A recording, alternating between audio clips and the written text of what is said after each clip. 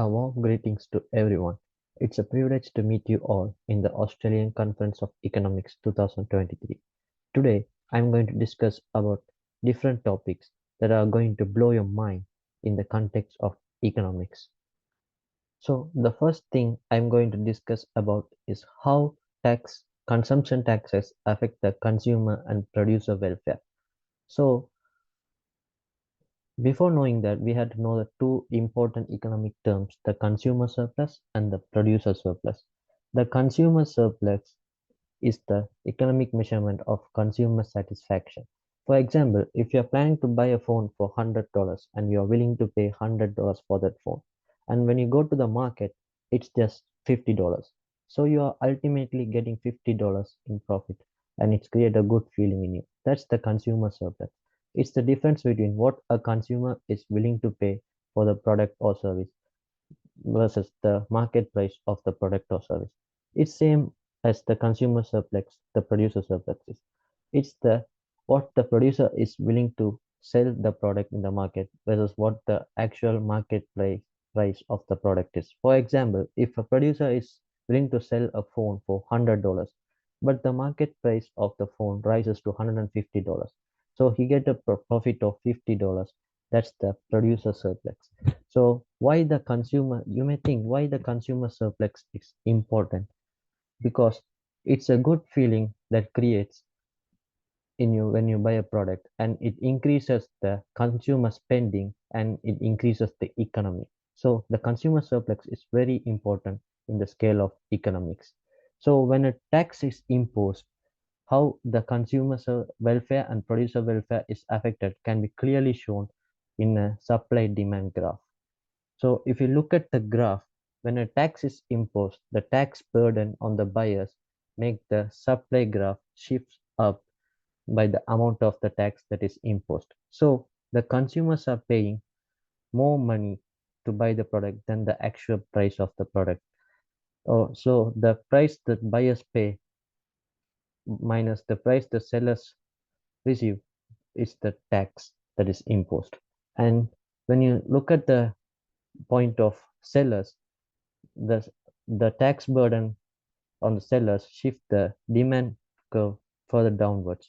So the sellers receive less money than the actual price before imposing the tax. So when a tax is imposed, the consumers are paying more money for the actual product, and the producers are getting less money for that product. So ultimately, the tax creates a negative impact on the consumer and producer welfare. The next thing I'm going to discuss about is the tax on imports. So government impose taxes on the products that are imported from foreign countries because to, the government has to save their domestic producers. So it can be easily explained by the simple supply and demand graph. So on the left hand side, if you see this supply and demand graph, when you import products from foreign countries, your supply increases.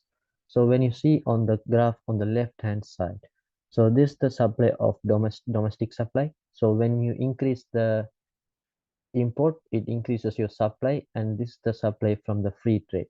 So as you can see, the when you inc the when the supply increases, the prices drop. So and when and when the government imposes taxes on the imported products, the import decreases, and as you can see, the supply this is the supply line with the import tax. So as you can see, after imposing a tax, the amount that is imported decreases, and the price we have to pay for to buy the import products also increases. So when a tax is imposed,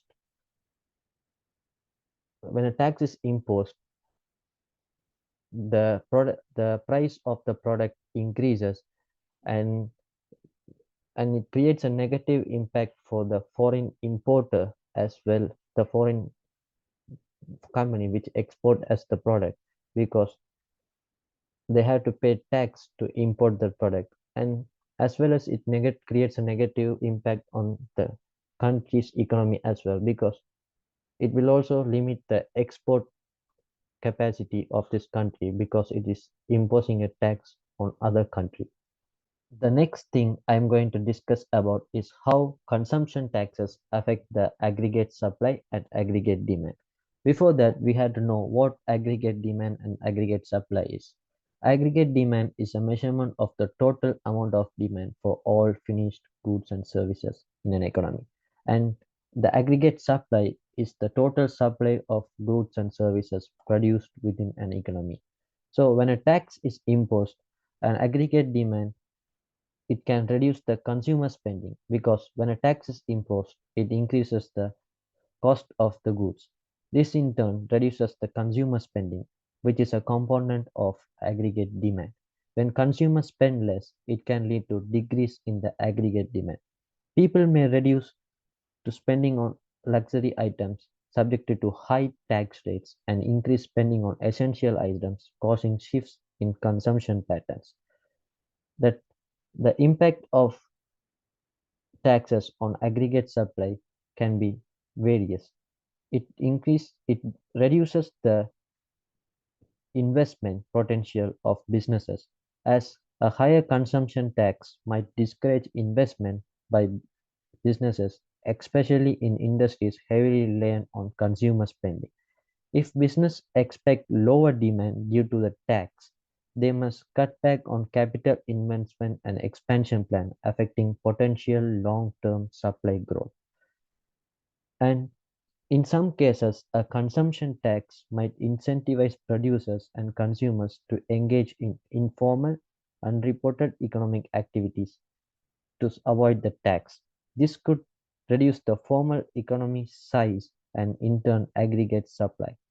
The next thing I'm going to discuss about is how a tax that improves people health could have potential long-term benefits for the economy. So, a tax that improves a people health can reduce healthcare costs, because it can discourage people using unhealthy behaviors such as smoking and excessive consumption of sugary beverages. A tax can help to reduce the prevalence of disease and conditions associated with these behaviors. Lower rates of illness can result in decreased healthcare expenditures for individuals and the government, leading to cost savings. So it can also increase the labor productivity. A healthier population tends to be more productive, fewer sick days, lower rates of disability, and improved overall well-being can lead to a more productive workforce. Increased productivity can drive to economic growth as well. So I think a tax designed to improve people's health is typically categorized under aggregate demand. This is because such a tax influences consumer behavior and spending patterns, which are components of the aggregate demand. So I think the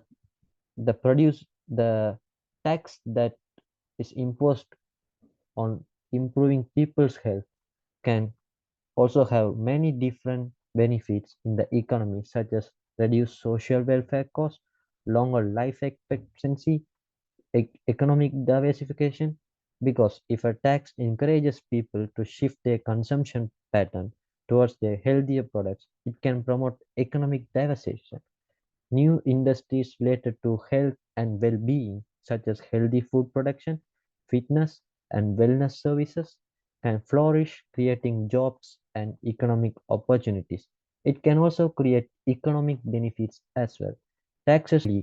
A fat tax, also known as a junk food tax, is a tax on foods and beverages that are considered unhealthy due to their high sugar, fat, or salt content.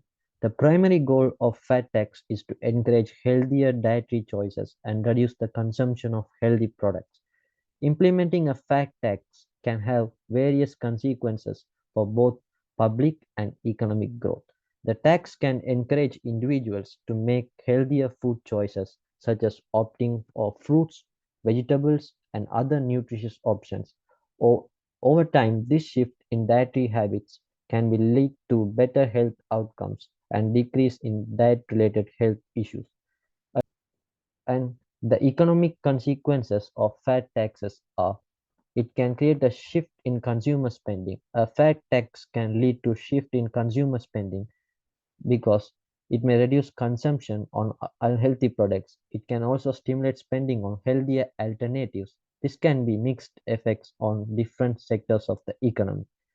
New economic opportunities can be created as producers look for healthier options. This may be a growth in industries related to the production and sale of healthier foods and beverages. And this is all about the topics that I'm going to discuss about.